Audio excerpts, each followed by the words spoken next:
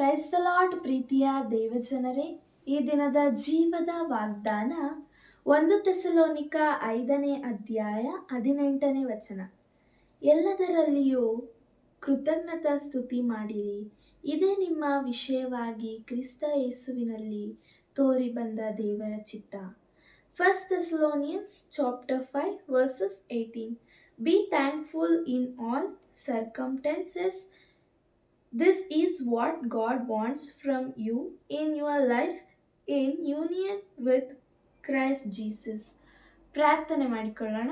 ಪ್ರೀತಿಯುಳ್ಳ ದೇವರೇ, ನಿಮಗೆ ಸ್ತೋತ್ರ ಕರ್ತನೆ. ಅಪ್ಪ ದೇವರ, ಈ ಸಮಯದಲ್ಲಿ ಈ ವಾಕ್ಯ ಭಾಗಗಳನ್ನು ಅನುಗ್ರಹಿಸಿದ್ದಕ್ಕಾಗಿ ಸ್ತೋತ್ರ ಕರ್ತನೆ. ಈ ವಾಕ್ಯ ಭಾಗಗಳನ್ನು ಕೇಳಿದಂಥ ಎಲ್ಲ ದೇವ ಮಕ್ಕಳನ್ನು ಆಶೀರ್ವದಿಸಬೇಕೆಂದು ಯೇಸುವಿನ ದಿವ್ಯನಾಮದಲ್ಲಿ ಬೇಡಿದ್ದೇನೆ ತಂದೆ, ಆಮೇನ್. God bless you. Praise the lord.